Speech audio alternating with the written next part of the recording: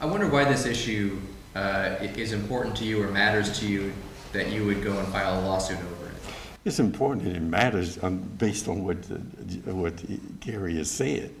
We have rights as a city, and not only and we have those rights in order for us to be able to provide for our citizens, and to have any corporation or any, in this case, a wireless company, come in and just say that they can usurp those rights before their economic benefits is not correct in our eyes. Would you say that, Mayor? I echo those comments, absolutely. Mm-hmm. And it's not only that, but it's also many of the communities that are part of this association here in the legal battle have historic areas in their towns that they've spent millions of dollars preserving, mm-hmm. and to lose the control of that, to allow cell phones. And if I can expand on it a little bit, they have this broad authority. Before there was a process, they would come to the city, then we would evaluate it, then we would grant or not grant based on that evaluation.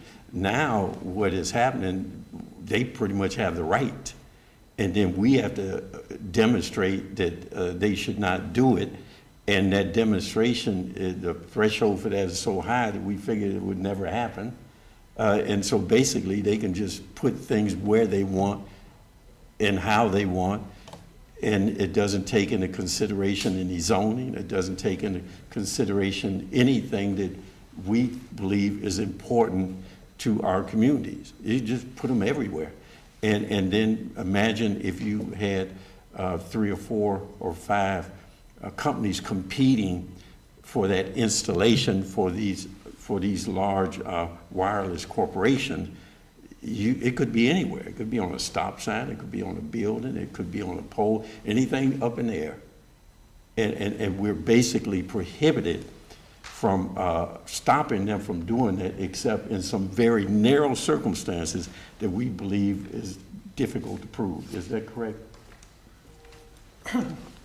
The city, if there's a pole that, for an example, if there's a pole that a wireless provider wants to use, the law as it's configured now would allow the city, in talking with the provider, maybe a radius of 50 feet to suggest another area, which in a lot of places is not, there may not be a viable alternative. This bill also allows for the construction of new poles under the same circumstances as the regulation of existing poles and where things go. So you have any number of potential new poles being put with these antennas on them in the historic districts or residential areas or other areas where the citizens basically through the city have lost control over the aesthetics, the safety. They're also allowed to perform maintenance at any time on these particular installations without approval of the city. And just the coordination, the streets, the access, if you have any number of these providers who are out there operating at any one time doing maintenance or whatever, it just leads to an area where the city believes it has the local self-governing authority to control its public right-of-way. And this has been going on for some years. And mind you, it's not just the antenna. It's the antenna and everything that allows it to work. So you could have a huge box that they might put on a tree lawn, or they might, it's all this, but we have no say-so in that now, if this law passes. Mayor, do I understand that the municipal light poles are excluded? No, they're having a conversation around Cleveland Public Power. That's what I mean. But that's irrelevant to us. Why? Because so you exclude Cleveland Public Power from it, but everything else is free game. Or are you attempting just to give us a little crumb, hoping it goes away? Well, it doesn't work, and that's because we own electric company. Independence doesn't own an electric company. So is this an attempt to get the city of Cleveland to say, well, okay, they can't put it on Cleveland Public Power poles, so we're okay with it? We're not okay with it. And particularly in suburbs, how does this affect areas where utilities are underground now? And that's what I was trying to, the Yeah. point I was trying to make. We spent tens of millions of dollars to bury utility lines all throughout the city of Independence to make things aesthetically pleasing. And now they can come in and plop a 50-foot pole with a big box on top of it wherever they so choose, with very little regulation and oversight from the Or municipality. put the box in front of a building, the historical site. Yes, sir. Mayor, would this precedent, if it went unchallenged, could this bleed over into other areas or other related industries? Would you lose control over other things like this? There is a possibility, you know, whenever you put the toe in the door, right? And we've had this problem with home rule on several issues, whether it was residency, whether it was around gun regulation, other kinds of things that have been very important to us as a city, where we have not prevailed, and so now they just continue to go. Now this is a business corporate interest in passing a law that results it to their bottom line benefiting, but not taking into consideration the impact that has on local community and what we believe are our constitutional rights to govern ourselves in a way that protects the interests of our municipality and our people. Mayor, did the city know, or did you know last year as this Petland bill was coming together that this measure was going to be inserted, or is this something you found out about after it was passed? Well, I would ask my people who stay on top of that. I do know that there's always this, we knew that there was an attempt to do this, and it's not a new attempt. You wrote a letter before the changes, Yes. some changes were made. Right, and so we knew it was coming, but you officially go on record in opposition. We had an issue around these boxes that you may see in the right-of-ways, I think maybe about 3 years ago, where you have these big boxes. They look like, I forget, they're big boxes. We actually have wound up, somebody is painting over them like a. Oh, I've seen those, yeah. Yeah, well, they were looking to have, the utilities were looking to have just a free reign over that. We were able to intercede and create some zoning and some other regulatory things that prohibited them from just doing whatever they wanted.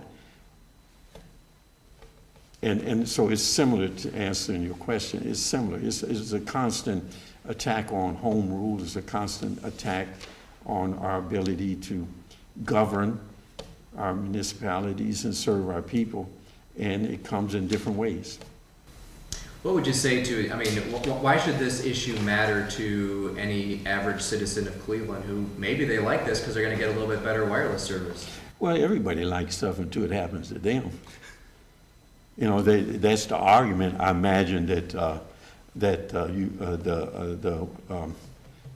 the phone companies would say. But we have a serious issue with that, and I'll let the young man explain it to you, about how this, in some ways, winds up being discriminatory as to who benefits and who does not benefit from this, and who this particular setting up of this process would be a benefit to this group, but may not to that group. You want to explain? Certainly. Well, with the installation of small cell facilities in urban areas, the effects of the small cells depend on how densely they are installed in a particular area. Naturally, to get the most efficacy out of one, you're going to put it where it's going to do the most good, which is going to be in the most densely populated areas. As these small cells continue to get packed into a smaller and smaller geographic area, there are a number of potential issues. One of which is general interference, which they call co-tier interference, which is interference between the communication of all the different small cells, and co-channel interference, which is interference between cell phones on one cell. And as these continue to pack in a single area, it continues to relieve traffic, the burden of data and traffic over the main cell tower. So when people are moving through the range of different small cells, there is increased interference. There's a risk of handoffs or handovers, which is the transferring from one small cell to another of your signal. So this can result in dropped calls, and it also results in something they call ping-ponging, which is confusion between the small cells of which one is supposed to carry the service of that phone, which also results in other service interference. So what ends up happening is people that are in the areas where they concentrate the small cells run the risk of having actually worse service as a result, while people that live outside the area receive the benefits of service that come from the traffic being offloaded from the main cell to the small cells. That's why I had it. But you can see how the impact of this is not equitable. And the people in the business, they know the technology, and they know, and I guess they figure that it is, that's why they just have it done in municipalities. It's not in rural areas, it's not in townships, it's not in those kind of areas. Is of no economic benefit to them. I see Mr. Hunter, is his firm helping you with this? No, he's got his own clients on there. I mean, like I say, it's 80 that are either have filed or will be filed. Yeah. Thank you, Mayor Jackson and Mayor Tagliato. I represent the group that filed in Summit County on Friday. We have municipalities, we named initially 20 municipalities who are our clients, our plaintiffs, in a very similar lawsuit raising the same claims in Summit County. We filed in Summit County because we have municipalities over a 6 to 7 county area, and we had significant municipalities in Cuyahoga County, in Wayne County, in Medina County, and in Summit County who have legitimate, and Lorain County and Portage County who have legitimate reasons, as Mayor Tagliato said, is we have nice residential areas. I myself am a resident of the city of Cleveland. I don't want one of these poles with this equipment on my street in the Edgewater Clifton area. I just don't want it there. So there's a little anecdotal evidence that, that how citizens may feel about this. But we have significant communities, older communities with historic areas. They have spent decades and millions of dollars to keep the utilities underground, as the mayor has said, and we have very nice residential areas where our subdivision regulations have said for 40 years everything goes underground, as well as communities who have refurbished their downtown areas and put everything underground. So it's a real interest. It's more than an aesthetic interest, because aesthetics do affect property values. It affects your community. And so that's what we're all about in our group. We are probably going to add 8 to 10 more communities who saw we were filing last week and now want to join in with us. And there is a lawsuit that was filed, or will be filed in Franklin County this morning with, last count, 48 communities. There's a lawsuit being filed in Toledo, and perhaps one in Cincinnati at some point, either today or later.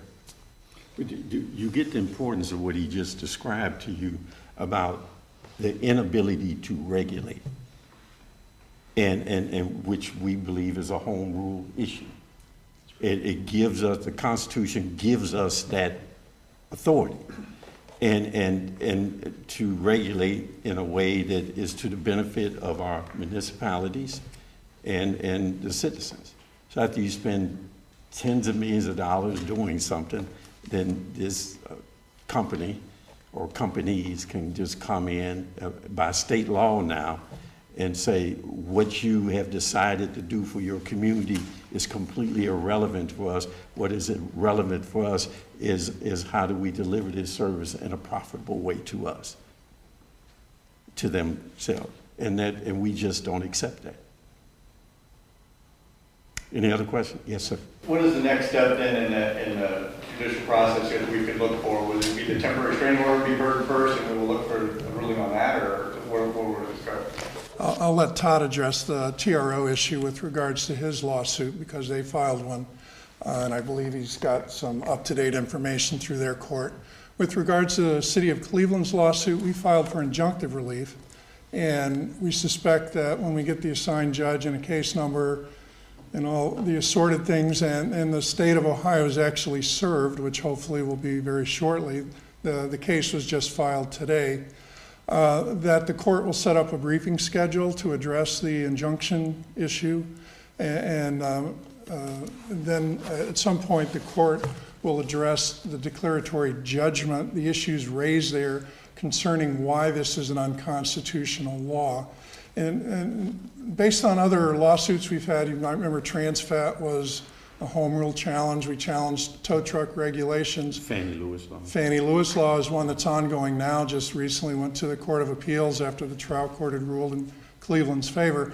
What the court historically does is set up a briefing schedule, because this isn't really discovery oriented. This is more of a legal issue as opposed to a fact. If I could, just one thing to keep in mind, if you look at chapter 4939, there's a section in the law that predates these amendments, and that section says, the management, regulation, and administration of a public way by a municipal corporation with regard to matters of local concern, which is what we've been talking about here today, shall be presumed to be a valid exercise of the power of local self-government granted by Section 3 of Article 18 of the Ohio Constitution. I think by leaving that section embedded in 4939, at the same time the state is trying to preempt the city's authority to actually interact and regulate, minister, and manage where these small cells are going. And one other thing to keep in mind is we're talking about the aesthetics and property values. The antennas themselves are limited to 6 cubic feet, which is actually bigger than you might think, but the additional equipment, the wireless facility equipment, they also authorize in this bill can be up to 28 cubic feet. And if you think about that, that's at the very least 7 feet high, 2 by 2. So there are concerns that have been raised that have yet to be actually seen. We do not believe this is a general law, so we're going to continue to operate as we have. But I'll let Todd address the TRO issues.